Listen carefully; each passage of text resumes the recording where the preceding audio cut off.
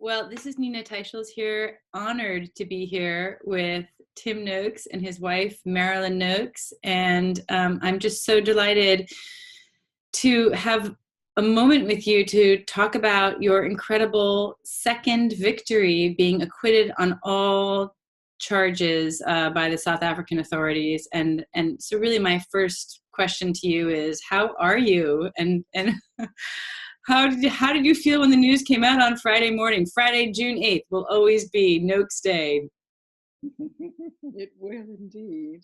Well, we were ecstatic. It came on the afternoon, and Adam Pike, of course, whom you know is our legal advisor, he sent me it. He didn't tell me what the outcome was. I had to open the email, and I had to open the attachment, and then I went straight to the finish, the final line. That's because I knew that was the key. And then I saw, fine, it's okay. Everything was dismissed. So the appeal was dismissed. So we won. And then we started getting the idea. And I think I called Marilyn in and said, it's okay, we've done it.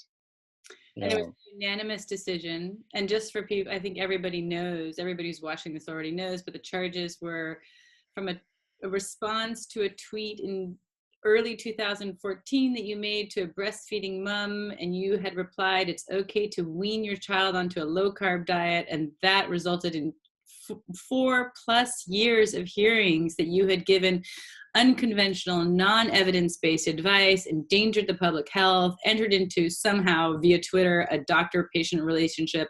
All of those charges dropped. Absolutely. And the cost was, in fact, about $1 million, just to give you an idea of the total cost to ourselves and to the other committee. And then, of course, we had two lawyers who gave their time for free, so it would have been even more for the total. So it was a complete waste of money. But of course, the point is, it was never about the tweet. That the tweet was an excuse. And the problem was that I'd written this book, The Real Meal Revolution, and that inspired South Africans to start questioning their diets.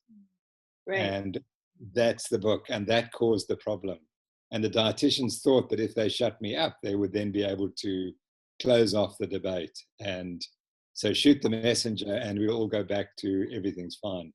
Well, 4 years later, we've had 4 years exposure for the low-carb diet, and we could never have bought all the publicity we've got, both in South Africa and globally. So in the end, it's been a remarkable journey. But at great cost to you and Marilyn. I mean, of course, there's the tremendous financial toll, which we all owe you a debt for defending the science. But just maybe, I don't know if it's possible, but if you can talk a little bit about the toll that it took on you and your family, what you lived through during these 4 years and how you managed. Well, I'll just say one or two words, and then Marilyn can pick it up. You know, it's interesting because once you're through it, you forget how bad it was. So I think everyone knows I'm a marathon runner, and the key to running marathons is when you finish, you say, I'll never do it again. But 5 minutes later, you're thinking about your next marathon because you forget the human body doesn't remember pain very well. And I think it's the same. 2 years ago, we were in a very dark space. We had everyone attacking us from all over. We had very little support from within the profession. Remember that the University of Cape Town had excommunicated me, essentially. We call it mobbing. And that's terrible because the whole faculty of health sciences was against me. My own institute that I'd started was against me, and I didn't know who to turn to. And so it was really tough. We just had the two of us. That was all that stood between us and disaster. But we were determined to see this thing through, whatever it cost us emotionally. Again, it's like a marathon. You can't stop before you finish the race.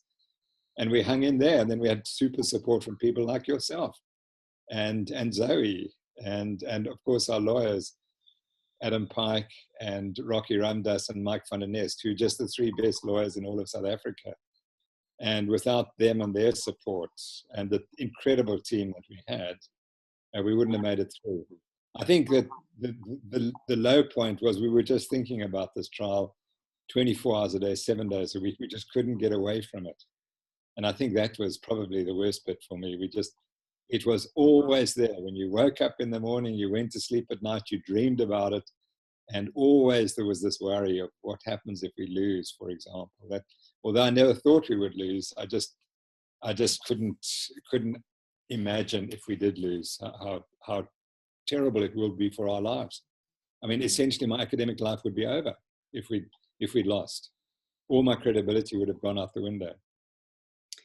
Just to remind everybody, you know, Professor Noakes, A1 scientist, published hundreds and hundreds of papers, top of his field, books, groundbreaking books. And also, for disclosure, I testified. I did go to South Africa and testify in your trial. And actually, it was a wonderful experience to be able to support you and the science. But also, I had the chance to visit with Marilyn and visit your gardens. And we were just talking before we started recording about the role of your beautiful garden and what it played in giving you a sense of a place to escape to, and also you're describing the impact of this trial on you and your husband.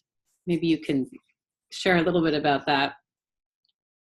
Yes, I did notice that Tim was very, upset at times because, as you know, and I think you would have felt at the hearing, what I couldn't understand, I could understand them questioning Tim's science because it was quite new to them. I don't think everybody's in their little boxes of academia, and the hostility in that room. We have never been involved with anything legal really before, and we're not people who enjoy combativeness and unkindness.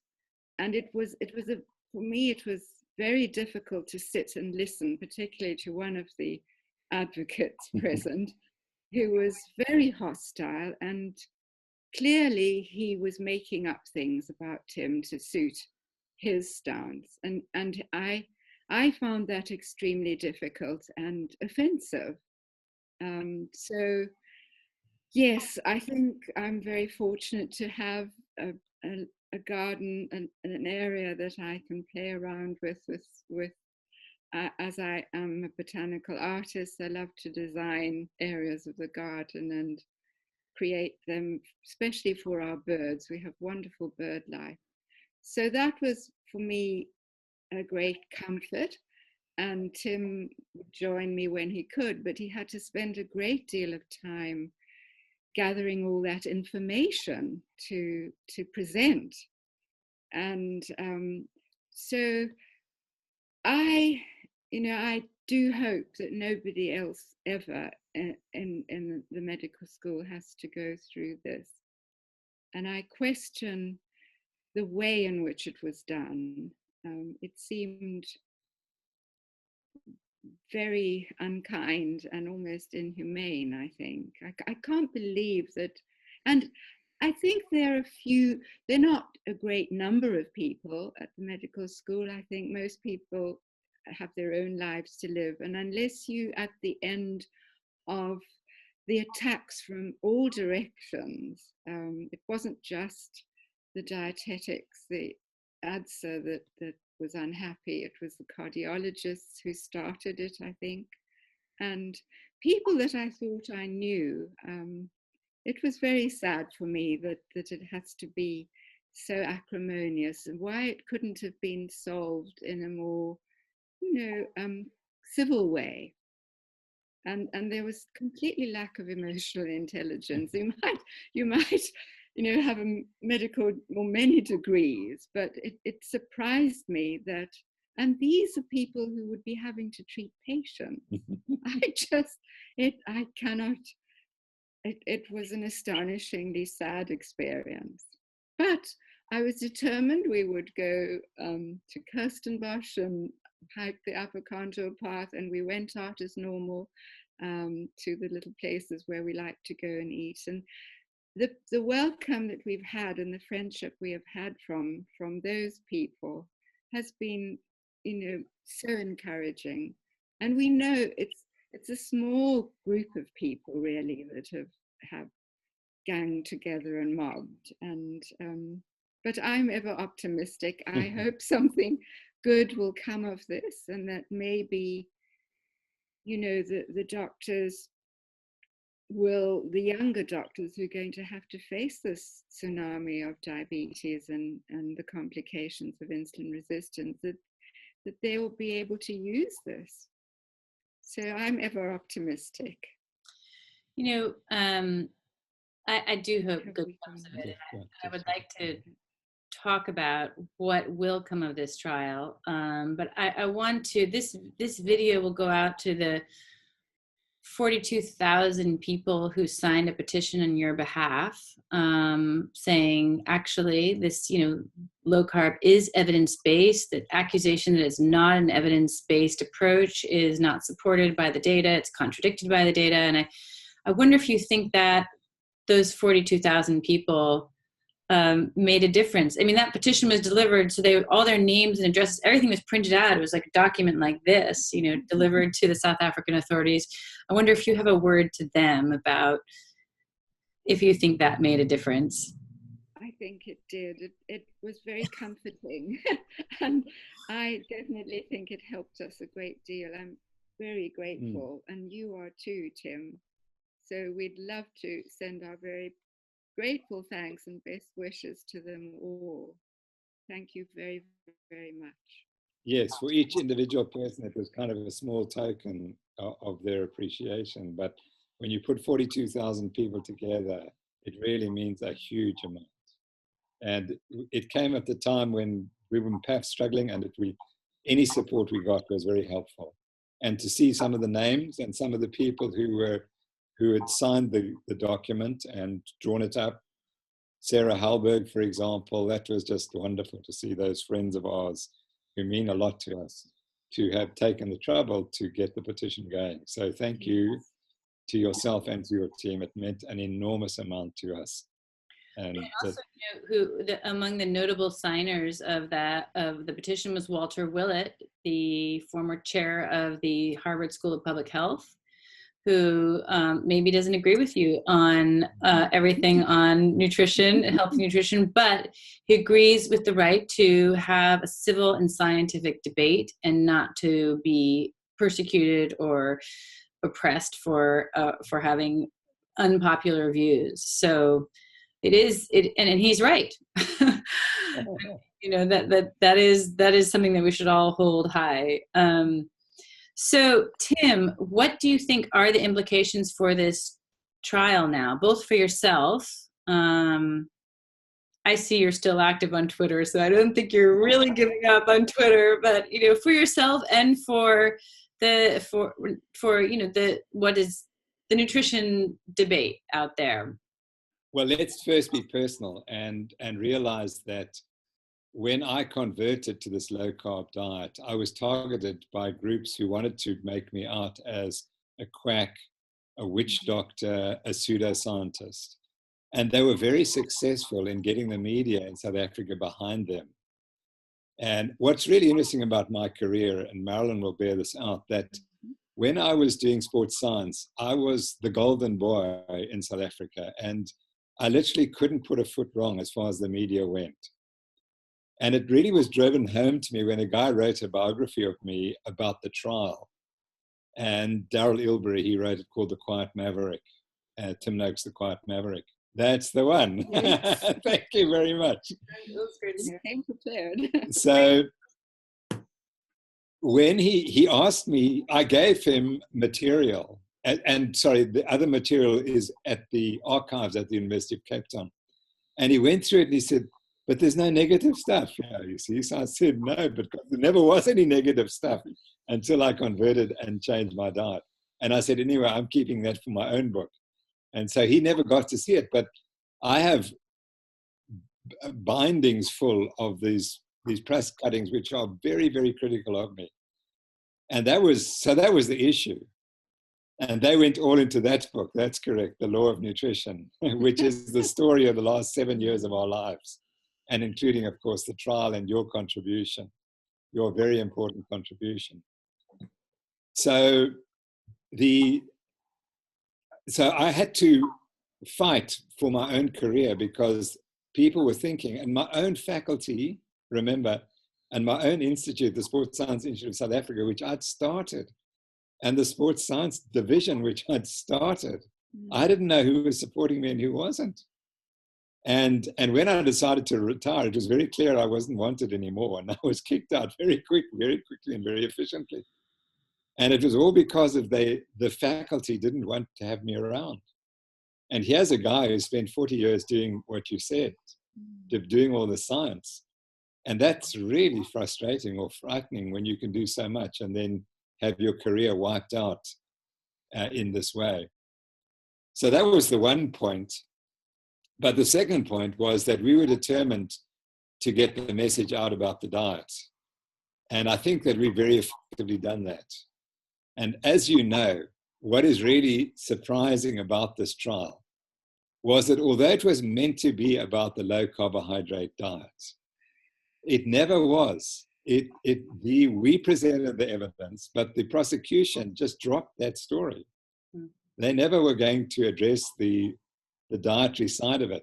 So when you read the findings, you'd think, but actually Joan Adams and the other group never actually made a finding on whether the low-carb diet was scientifically based or not. You have to read very carefully.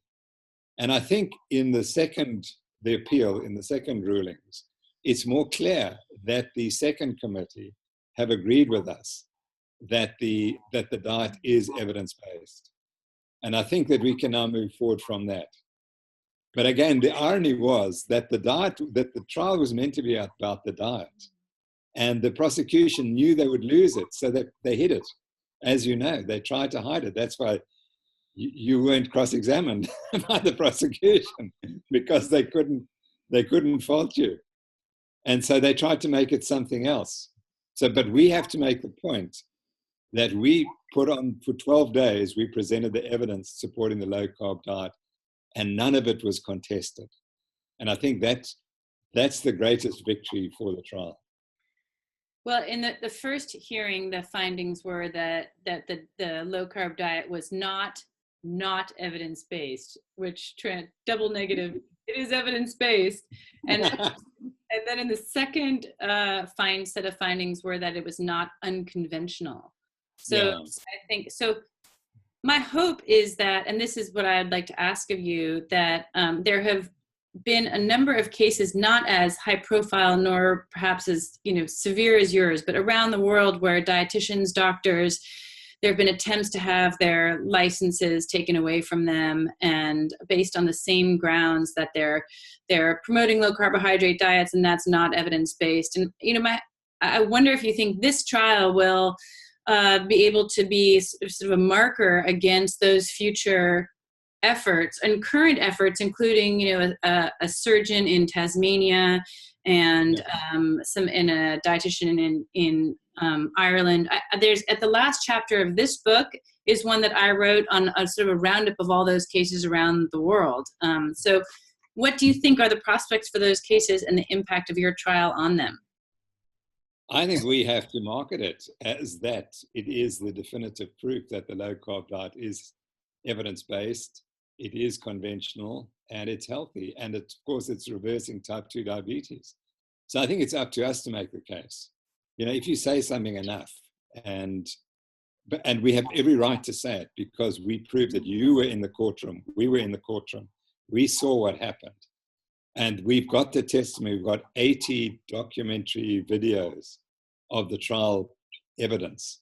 And there it is, and it was not contested by the prosecution.